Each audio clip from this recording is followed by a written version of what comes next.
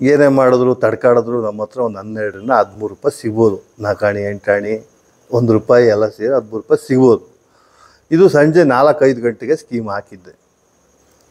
ಗುರುಗಳು ಏನು ಮಾಡಿಬಿಟ್ರು, ಒಂದು ಕೆ ಜಿ ಒಂದು ಚಿಪ್ ಬಾಳೆಹಣ್ಣು ಮುಖ ದರ್ಶನ ನಾನು ಮಾಡೋದು. ನಂದು ಅದು ಮೊದಲಿಂದ ನಡ್ಕೊಂಡು ನಾನು ಎಲ್ಲೇ ಮಲಗಿ ಎದ್ದು ಬಂದು ಕಣ್ಣು ಮುಚ್ಕೊಂಬಂದು ಅವರನ್ನೇ ನೋಡಿ ಆಮೇಲೆ ಮೆಕ್ಕಿದ್ದು. ಆ ಥರ ಶಬ್ದ ಕೇಳಿದ್ದು ಪ್ರಥಮವಾಗಿ ಅವಾಗಲೇ. ಅವಾಗಿಂದ ಸ್ವಲ್ಪ ಓಹೋ ಇಲ್ಲಿ ಏನೋ ಒಳಗಡೆ ಇದೆ ಅರ್ಥ ಮಾಡ್ಕೋಬೇಕು ಅಂತ ಅನಿಸಿದ್ದು ಅವಾಗ.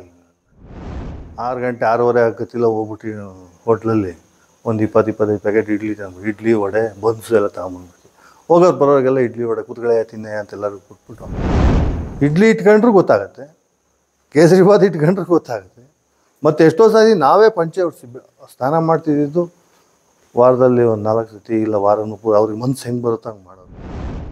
ನಾವು ಲುಂಗಿ ಉಡ್ಸಾಗಿ ಒಂದು ಅರ್ಧ ಗಂಟೆಗೆ ಬಿಸಿ ಇಡ್ಲಿ ಕೊಡ್ತಾರೆ ಅಂದರೆ ನೀವು ಹೆಂಗೆ ಇಟ್ಕೊಂಡ್ರೂ ಗೊತ್ತಾಗುತ್ತೆ.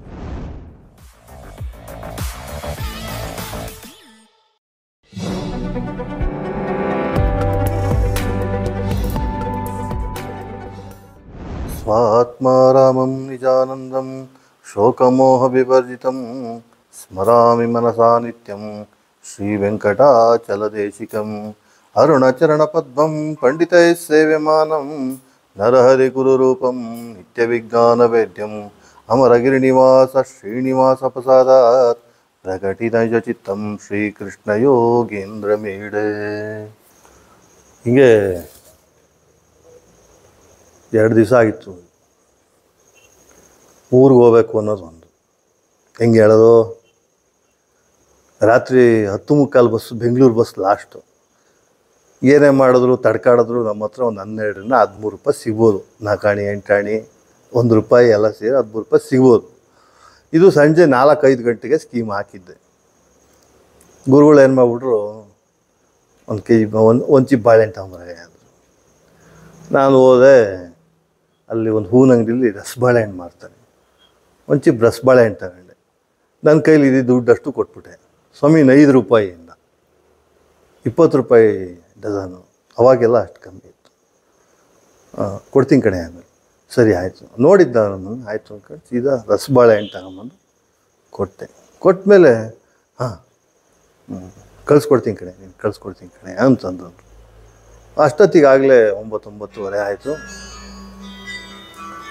ಸರಿ, ಒಂದು 7-8 ಜನ ಬೇರೆ ಕಡೆಯಿಂದ ಬಂದರು. ಅವರಿಗೆಲ್ಲ ಹಾಲು ಕೊಟ್ಟರು. ಹಾಲು ಕೊಟ್ಟೆಲ್ಲ ಆಯಿತು. ಇವತ್ತೊಂದು ದಿವಸ ನನ್ನ ಜೊತೆಲಿದೆ, ಇವತ್ತೊಂದು ದಿವಸ ಇದೆ, ಇವತ್ತು ನನಗೋಸ್ಕರ ಇದೆ. ಸರಿ ಆಯಿತು ಅಂತ ನಾನು ಚಾಪೆ ಹಾಕಿದ್ದೆ. ಅವತ್ತು 10:30-10:45 ಅಷ್ಟೊತ್ತಿಗೆ ಮಲ್ಕೊಂಡ್ರು. ಸುಮ್ಮನೆ ಮಲಗೋದು, ಸುಮ್ಮನೆ ನೆಪ ಮಲಗೋದು. ಮಾರನೇ ದಿವಸ ಬೆಳಗ್ಗೆ 4:15ಗೆ ಎದ್ದಿದ್ರು ಅವ್ರು ಮಲಗಬೇಕಾರೆಲ್ಲ ನಾನು ಕೈ ಲಾಕ್ ಮಾಡ್ಕೊಂಡು ಮಲಗಿರೋದು ಯಾವಾಗಲೂ. ನನಗಿರೋದು ಅನುಭವ ಏನು ಅಂದರೆ, ಇವತ್ತಿಗೂ ಅರ್ಥವಾಗ್ದಲ್ಲೇ ಇರೋದು ಏನು ಅಂದರೆ, ನನ್ನ ಕೈ ಮೇಲೆ ಕೈ ಹಾಕಿ ಲಾಕ್ ಮಾಡ್ಕೊಂಡು ಚಾಪೆ ಮೇಲೆ ಮಲಗಿರೋರು ಯಾವಾಗ. ನಾನು ಹಿಂಗಂದ್ರು ಅವ್ರು ಎದ್ದೇಳೋರು, ಅವ್ರು ಹಿಂಗಂದ್ರು ನಾನು ಎದ್ದೇಳ್ತಾ ಇದ್ದೆ. ರಾತ್ರಿ 2 ಗಂಟೆ 2:15 ಒಂದು ಸತಿ ಅವರು ರೀಸಸ್ಗೆ ಅಂತ ಹೊರಗಡೆ ರೀಸಸ್ಗೆ ಹೋಗಿ ಕಾಲು ತೊಳ್ಸಿ ಒಳಗಡೆ ಕರ್ಕೊಂಡು ಹೋಗ್ತಿದ್ದೆ. ಯಾವಾಗಲೂ ಜೊತೆಲಿ ಮಲಗಿದಾಗೆಲ್ಲ ಕೈ ಲಾಕ್ ಮಾಡ್ಕೊಂಡಿರೋರು. ಅವತ್ತು 4:15ಗೆ ಎದ್ದಿದ್ದಾರೆ, ಕೈ ಹಾಗೆ ಇಟ್ಕೊಂಡಿದ್ರು. ಬಟ್ ನಾನು ಅಯ್ಯ ಕಾಫಿ ಬಿಸಿ ಮಾಡ್ತೀಯಾ ಅನ್ನೋರು. ಹ್ಞೂ ಸರ್ ಅಂತ. ನಾನು ನಮ್ಮದೊಂದು ಪ್ರವೃತ್ತಿ ಏನು ಅಂದರೆ, ಗುರುನಾಥರ ಜೊತೆಯಲ್ಲಿ ಮಲ್ಕೊಂಡಿದ್ದಾಗ ಎದ್ದು ಕೂಡಲೇ ನಾನು ಸುತ್ತಮುತ್ತ ಚಂದ್ರಶೇಖರ್ ಭಾರತಿಗಳದು, ಭಾರತಿ ತೀರ್ಥರು, ಅಮ್ಮನವ್ರದ್ದು, ಆಮೇಲೆ ಜ್ಞಾನಾನಂದೇಂದ್ರದು ಎಲ್ಲರದು ಫೋಟೋ ಹಾಕಿದ್ದಾರೆ. ಅವ್ರದ್ದೆಲ್ಲದಕ್ಕಿಂತ ಮೊದಲು ಎದ್ದೇಳ್ತಿದ್ದಂಗೆ ನನ್ನ ಗುರುಗಳ ಮುಖ ದರ್ಶನ ನಾನು ಮಾಡೋದು. ನಂದು ಅದು ಮೊದಲಿಂದ ನಡ್ಕೊಂಡು ನಾನು ಎಲ್ಲೇ ಮಲಗಿ ಎದ್ದು ಬಂದು ಕಣ್ಣು ಮುಚ್ಕೊಂಬಂದು ಅವರನ್ನೇ ನೋಡಿ ಆಮೇಲೆ ಮೆಕ್ಕಿದ ಕೆಲಸ ಮಾಡಿ ಎದ್ದು ಅವರು ದರ್ಶನ ಮಾಡಿದೆ. ಆಮೇಲೆ ನೋಡ್ಯಾ ಕಾಫಿ ಬಿಸಿ ಮಾಡಿ ಆರತಿ ಮಾಡಿ ಅಂದರು. ನಾನು ಕೈಕಾಲು ತೊಳ್ಕೊಂಡು ಬಂದೆ, ಆರತಿ ಮಾಡಿ ಕಾಫಿ ಬಿಸಿ ಮಾಡ್ಕೊಂಡು. ಅವ್ರು ಹೆಂಗೆ ಅಂದರೆ, ಒಂದು ತಂಬಿಗೆನಲ್ಲಿ ಒಂದು 15-20 ಲೋಟ ಕಾಫಿ ಬಿಸಿ ಮಾಡ್ಕೊಂಡು ಒಂದು 10 ಲೋಟ ತಗೊಂಡು ಎಲ್ಲ ಬ್ಯಾಗು ಸ್ವೀಟಿಂದು ಇದೆಲ್ಲ ತಗೊಂಡು 2 ಅಣಿ ತಟ್ಟೆ ಇಟ್ಕೊಂಡು ಹೋಗ್ತೀವಿ. ಹೋಗಿ ಈಶ್ವರನ ದೇವಸ್ಥಾನದ ಒಳಗೆ ಹೋಗ್ತಿರಲಿಲ್ಲ, ಸುತ್ತ ಪ್ರದಕ್ಷಿಣೆ ಮಾಡ್ಕೊಂಬಂದು ಅರಳಿ ಮರದ ಹತ್ರ ಕೂತ್ಕೊಳ್ಳೋದು. ಅರಳಿ ಮರದ ಹತ್ರ ಕೂತ್ಕೊಂಡಾಗ ನನಗೋಸ್ಕರ ಒಳಗಡೆ ಹೋಗ್ಬಾರ. ಹ್ಞೂ ಸರ್. ಕೇಳಿಸ್ಕೊ ಹೋಗಿ ಅಂದರು. ಅವತ್ತಿನ ದಿವಸ ಸೋಮವಾರ ಆಗಿತ್ತು. ಕೇಳಿಸ್ಕೊ ಅಂದ್ರಲ್ಲ, ಏನಿರ್ಬೋದು ಅಂತ ಅನ್ಕೊಂಡು ಸುಮ್ಮನೆ ಒಳಗಡೆ ಹೋದೆ. ಇಲ್ಲಿ ನನ್ನ ಕೈ ಕೊಟ್ಟರು ಒಂದು ಅಣಿತಟ್ಟೆ, ಅವ್ರ ಕೈಲಿ ಒಂದು ಅಣಿತಟ್ಟೆ ಇದೆ. ಅವ್ರ ಕೈಲಿ ಇದ್ದಿದ್ದು ಅಣಿತಟ್ಟೆ ಗಣಪತಿ ದೇವಸ್ಥಾನಕ್ಕೆ ಹೋಗುತ್ತೆ. ನನ್ನ ಕೈ ಕೊಟ್ಟರೆ ಅಣಿತಟ್ಟೆ ಒಳಗಡೆ ಅಲ್ಲಿ ಇಟ್ಬಿಟ್ಟು ಬರ್ತಿದ್ವಿ. ಒಳಗಡೆ ಹೋಗು ಅಂದ್ರಲ್ಲ ಅಂತೇಳಿ ಒಳಗಡೆ ರಾಮೇಶ್ವರನ ಒಳಗಡೆ ಹೋದರೆ ಬಾಗಿಲಿರಲಿಲ್ಲ. ನಮಗೆ ಪ್ರಥಮತಃ ಅಂದ್ಕೊಂಡು ನಾವು ಈಗ ಅಷ್ಟೋತ್ತರ ಮಾಡಬೇಕಾದ್ರೆ ಓಂ ಅಂತ ಉಚ್ಚಾರಣೆ ಮಾಡ್ತೀವಿ. ಪ್ರಥಮವಾಗಿ ಈಶ್ವರನ ಸನ್ನಿಧಿಯಲ್ಲಿ ಓಂಕಾರ ಕೇಳಿಸಿತ್ತು. ನನಗೆ ಅವಾಗ ಎಷ್ಟು ಏಜು, 18-19 ವರ್ಷ. ಈಶ್ವರನ ಸನ್ನಿಧಿಯಲ್ಲಿ ಓಂಕಾರ ಕೇಳಿಸಿತ್ತು. ಈಶ್ವರನ ಮುಟ್ಬಿಟ್ಟು ನಮಸ್ಕಾರ ಮಾಡ್ಕೊಂಡು ಸೀದಾ ಬಂದು ಏನಾರು ಅನ್ನಿಸ್ತಾನೆಯಾ ಅಂತಂಥದ್ದು. ಒಳಗಡೆ ಒಂದು ಶಬ್ದ ಬರೆದಿದೆ ಸರ್, ಅದೇ ಕಣೆಯ ಓಂಕಾರ ಅಂತಂತ ಅಂದರು. ಯಾಕೆಂದರೆ ಓಂಕಾರ ಅಂದರೆ ನಾವು ಓಂ ಮಾಡ್ತೀವಲ್ಲ ಆ ಥರ ಅಲ್ಲ, ಅದೊಂದು ಓಂ ಅನ್ನೋ ಶಬ್ದನೇ ತುಂಬ ದೊಡ್ಡ ಮಟ್ಟದಲ್ಲಿ ವಿಬ್ರೇಷನ್ ಸೌಂಡ್ ಬರುತ್ತೆ. ಆ ಥರ ಶಬ್ದ ಕೇಳಿದ್ದು ಪ್ರಥಮವಾಗಿ ಅವಾಗಲೇ. ಅವಾಗಿಂದ ಸ್ವಲ್ಪ ಓಹೋ ಇಲ್ಲಿ ಏನೋ ಒಳಗಡೆ ಇದೇ ಅರ್ಥ ಮಾಡ್ಕೋಬೇಕು ಅಂತ ಅನಿಸಿದ್ದು ಅವಾಗ.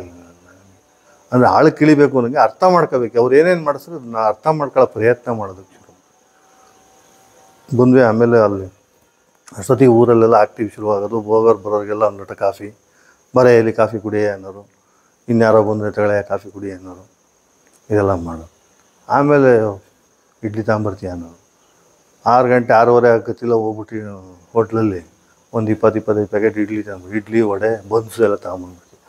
ಬರೋರಿಗೆಲ್ಲ ಇಡ್ಲಿ ವಡೆ ಕೂತ್ಗಳೇ ತಿನ್ನೆ ಅಂತ ಎಲ್ಲರಿಗೂ ಕೊಟ್ಬಿಟ್ಟು ಹಾಲು ಹಾಕಿ ಬರೋರ್ಗು ಎಲ್ಲರಿಗೂ ಇಡ್ಲಿ ತಿನ್ನಿಸ್ಬಿಟ್ಟು ಆಮೇಲೆ ಸೀದಾ ಒಬ್ಬೊಬ್ರು ಆ ಕಡೆ ಹೋಗ್ಬಿಟ್ಟು ಮನೆಗೆ 9:30 ಆಗ್ತೀವಿ, ಮನೆಗೆ ಹೋಗೋದು. ಇದು ಈಶ್ವರನ ದೇವಸ್ಥಾನದಲ್ಲಿ ಓಂಕಾರ ಕೇಳಿಸಿದ್ದು ಅವಾಗ.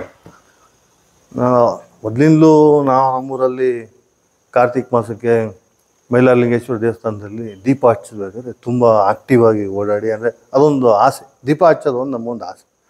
ಎಲ್ಲ ಕ್ಲೀನಾಗಿ ದೀಪ ಹಚ್ತಿದ್ವಿ. ಕಲೇಶ್ವರನ ದೇವಸ್ಥಾನ ದೀಪ ಹಚ್ತಿದ್ವಿ.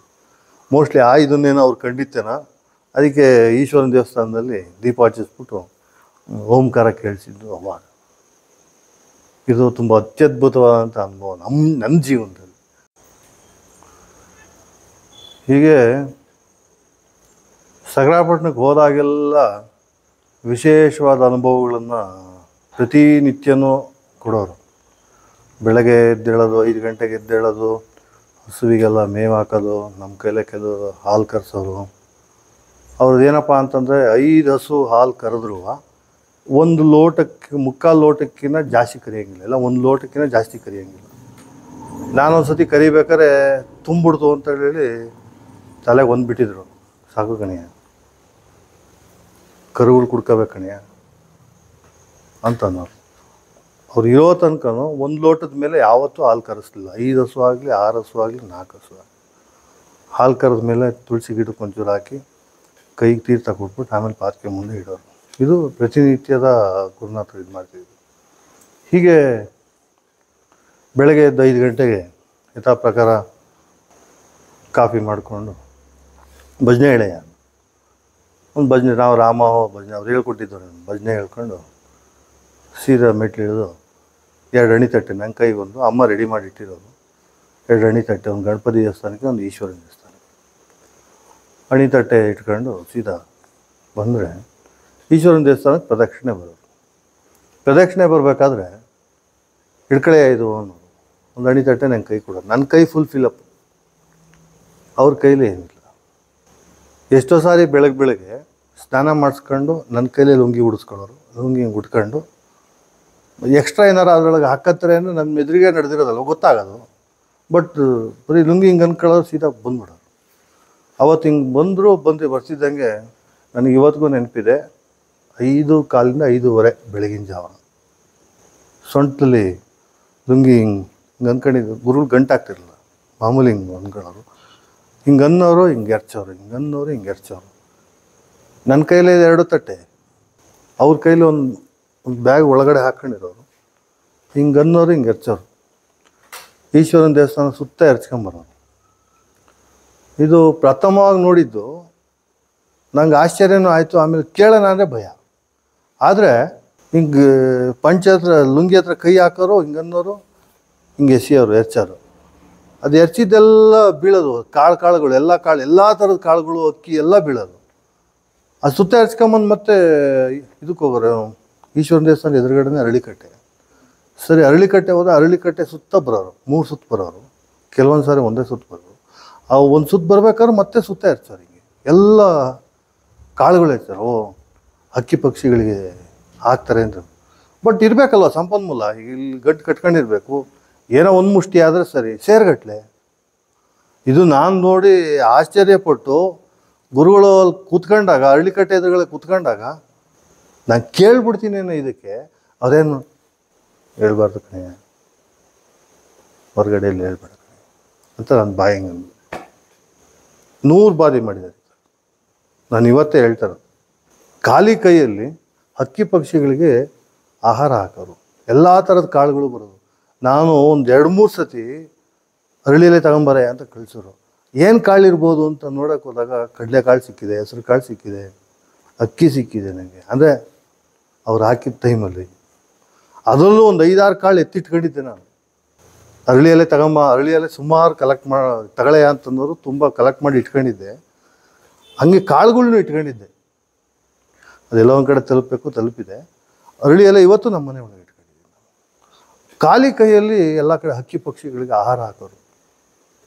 ನೀವು ನಂಬ್ತೀರಾ ಇಲ್ವೋ, ಅದು ಹೆಂಗೆ ಹಕ್ಕಿ ಪಕ್ಷಿಗಳಿಗೆ ಬೆಳಗಿನ ಜಾವ ಆಹಾರ ಹಾಕೋರು, ಹಾಗೆ ಕೂಡ ಸೊಂಟದಿಂದ ತೆಗೆದು ಬಿಸಿ ಬಿಸಿ ಕೇಸರಿ ಬಾತ್ ತಿನ್ಸಿದ್ದಾರೆ, ಸಜ್ಜಿಗೆ ತಿನ್ಸಿದ್ದಾರೆ, ಬಿಸಿ ಬಿಸಿ ಇಡ್ಲಿ ತಿನ್ಸಿದ್ದಾರೆ, ನನಗೆ ತಿನ್ಸಿದ್ದಾರೆ. ನೀವು ಸಜ್ಜಿಗೆ ಇಡ್ಲಿ ತಿನ್ಸಿದ್ರೆ ಇಲ್ಲಿ ಕರೆ ಆಗತ್ತೆ, ಹೌದಾ? ಒಂದು ಸತಿ ಈ ಕಡೆಯಿಂದ ಅನ್ನೋರು, ಒಂದು ಸತಿ ಈ ಕಡೆಯಿಂದ ಅನ್ನೋರು. ನಮ್ಮ ಮನೆಗೆ ಬಂದ್ಬಿಟ್ಟು ಬಿಸಿ ಇಡ್ಲಿ ತಿನ್ಸಿರೋದು ಕೂಡ ನನಗೆ ನೆನಪಿದೆ.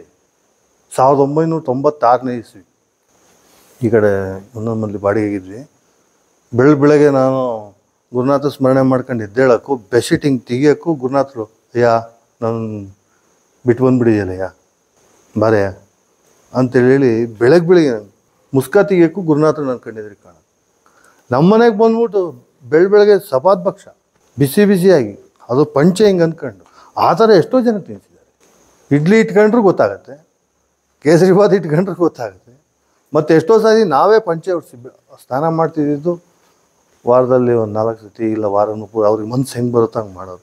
ಬಿಸಿ ಬಿಸಿ ನೀರು ಸ್ನಾನ ಮಾಡಿಸೋರು. ಸ್ನಾನ ಮಾಡಿದ್ಮೇಲೆ ಮೈಯೆಲ್ಲ ಒರೆಸಿ ಲುಂಗಿ ಉಡ್ಸಿದ್ರು. ಆ ಕ್ಷಣಕ್ಕೆ ಬಂದು ಯಾರಿಗೂ ಬಂದು ತಡರ್ನಂಗೆ ಹೂನವ್ರಿಗೆ, ಹಣ್ಣವ್ರಿಗೆ, ಹಾಲಿನವ್ರಿಗೆಲ್ಲ ದುಡ್ಡು ಕೊಟ್ಬಿಡೋರು. ಅವ್ನಿಗೆ ಎಷ್ಟು ಸೇರಬೇಕು, ಎಷ್ಟಾಯ್ತು ಏನಿಂದು? ಸ್ವಾಮಿ ನಂದು 17 ಲೀಟ್ರು ತಗೊಳ್ಳೆಯ, ಖಾಲಿ ಕೈಲಿ. ಈ ಥರ ಎಲ್ಲ ಮಾಡೋರು. ಬಟ್ ಇದನ್ನು ಗಮನಿಸಿದವ್ರಿಗೆ ಮಾತ್ರ ಗೊತ್ತಿರೋದು. ಇದನ್ನು ಗಮನಿಸಿದವ್ರಿಗೆ, ಜೊತೆಲಿದ್ದವ್ರಿಗೆ ಮಾತ್ರ ಇದು ಗೊತ್ತಿರೋದು. ಇದು ಉತ್ಪ್ರೇಕ್ಷೆ ಅಲ್ಲ, ಇದು ನಾವು ನೋಡಿದ್ದೀವಿ, ಅನುಭವಿಸುತ್ತಾ ನನಗೆ ಕೊಟ್ಟಿದ್ದಾರೆ. ಹಾಲಿನವ್ರಿಗೆ ಹಾಲಿನ ದುಡ್ಡು, ಹೂವಿನವ್ರಿಗೆ ಹೂವಿನ ದುಡ್ಡು ಎಲ್ಲ ಇದು ಮಾಡೋದು. ಬಟ್ ಅವ್ರಿಗೆ ಬೇರೆ ಬೇರೆ ಥರ ಯಾವುದೇ ಥರನ ಅಂತ ಇದು ಮಾಡ್ತಿರಲಿಲ್ಲ. ಕಣ್ಣೆದುರುಗಡೆನೇ ಗೊತ್ತಾಗೋದು. ಅದು ಹಕ್ಕಿ ಪಕ್ಷಿಗಳಿಗೆ ಹಾಕಿದ್ದು ನೋಡಿದಾಗಿಂದ ನಾನು ಸ್ವಲ್ಪ ಅವೇರ್ ಆದೆ, ಯಾವಾಗ ಏನೇನು ಮಾಡ್ತಾರೆ ಅಂತ. ಅರಳಿ ಮರ ಸುತ್ತನೇ ಸುತ್ತಿದ್ವಿ. 3 ಸುತ್ತು ಬರೋರು, ಇಲ್ಲ ಒಂದೇ ಸುತ್ತು ಬರೋರು. ಒಂದು ಸತಿ ಹಾಲು, ಆಮೇಲೆ ನೀರು ಹಾಕ್ಸೋರು. ಹಕ್ಕಿ ಪಕ್ಷಿಗೆ ಮಾತ್ರ ಹಾಕಿದ್ದು ಮಾತ್ರ ಕಣ್ಣಾರೆ ನೋಡಿದಾಗಿಂದ ಅವೇರ್ ಮಾಡಿ. ನಾವು ಲುಂಗಿ ಉಡ್ಸಾಗಿ ಒಂದು ಅರ್ಧ ಗಂಟೆಗೆ ಬಿಸಿ ಇಡ್ಲಿ ಕೊಡ್ತಾರೆ ಅಂದರೆ ನೀವು ಹೆಂಗೆ ಇಟ್ಕೊಂಡ್ರೆ ಗೊತ್ತಾಗುತ್ತೆ. ಮತ್ತು ಗುರುನಾಥ ಶರ್ಟ್ ಹಾಕ್ತಿರ್ಲಿಲ್ಲ, ಬರೀ ಮೇಲಿರೋರು, ಬರೀ ಒಂದು ಲುಂಗಿ ಉಟ್ಕೊಂಡಿರೋರು. ಏನು ಇಟ್ಕೊಂಡ್ರೆ ಗೊತ್ತಾಗತ್ತೆ. ಈ ಥರ ಎಲ್ಲ ಮಾಡೋದು. ಇದನ್ನು ನೋಡಿದಂಥವ್ರು ಕೆಲವೇ ಮಂದಿ ಇರ್ಬೋದು, ಅದರಲ್ಲಿ ನಾನು ಒಬ್ಬ. ನನಗೆ ಸ್ವಂತ ಅನುಭವ ಆಗಿದ್ದು. ಈ ಥರ ಹಲವಾರು ಘಟನೆಗಳು ಪ್ರತಿ ಸಾರಿ ಸಕ್ರಪಟ್ಟಣಕ್ಕೆ ಹೋದಾಗಲೂ ಆಗ್ತಿದ್ದಿದ್ದು ಹಿಂಗೆ.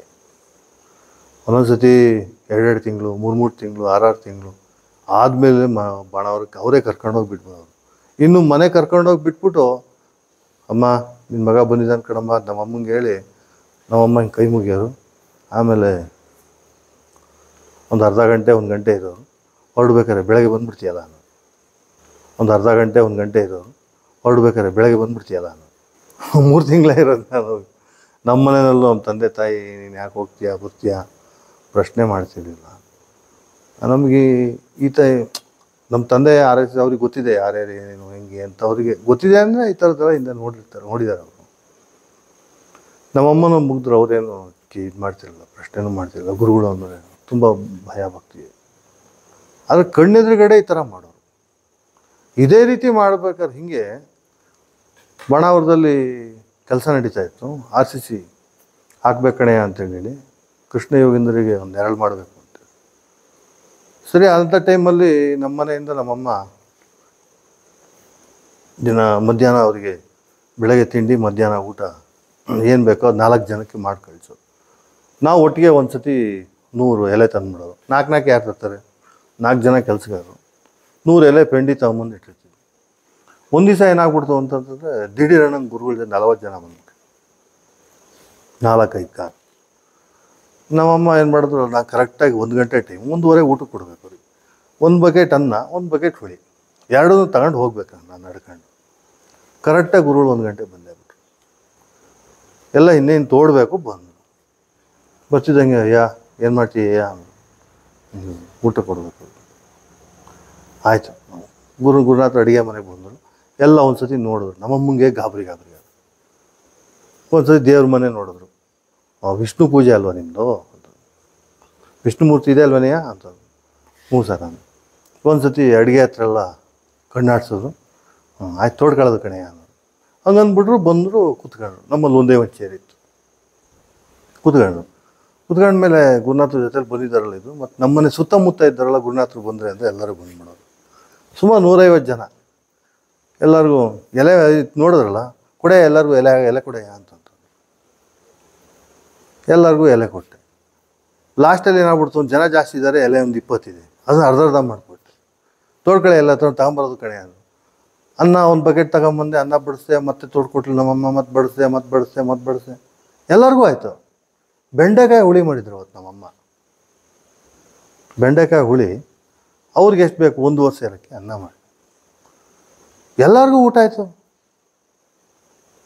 ಅಕ್ಷಯ ಮಾಡಿಬಿಟ್ರು ಮನೆ ಒಳಗಡೆ. ಅದು ನಮ್ಮಮ್ಮಂಗೆ ಗಾಬರಿ ಬೇರೆ. ಇಷ್ಟೊಂದು ಜನ ಇದ್ದಾರೆ ಕಣೋ, ಇಷ್ಟೆಲ್ಲ ಸಾಕಾಗುತ್ತೋ. ಗುರುನಾಥ್ ಇದ್ದಾರೆ ಸುಮ್ಮನೆ, ಒಳಗಡೆ ಹೋಗೋದು ಒಳಿತೀರಿ ಹೇಳಿ ತೋಡ್ಕೊಂತಾನೆ, ಕುಕ್ಕರಿಂದ ತೋಡ್ಕೊಂತಾನೆ ಬರ್ತಾನೆ.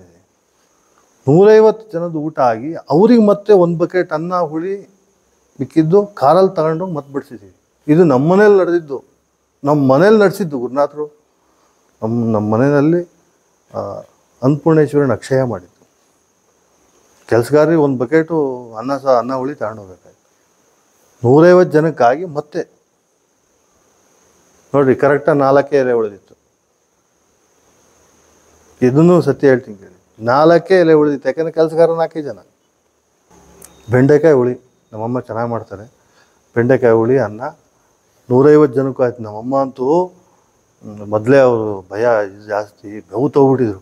ಹೆಂಗೋ ಇಷ್ಟೊಂದು ಜನ ಇದ್ದಾರೆ, ಹೆಂಗೋ ಮತ್ತೆ ಮಾಡೋದಕ್ಕೆ ಅಷ್ಟು ಟೈಮ್ ಕೊಡಲ್ಲ ಗುರುನಾಥರು. ಅವ್ರು ಒಂದು ಸತಿ ಕಣ್ಣಾಡಿದ್ರಲ್ಲ, ಅವಾಗಲೇ ಅನ್ನಪೂರ್ಣೇಶ್ವರಿ ಅಕ್ಷಯ ಆಗೋದು.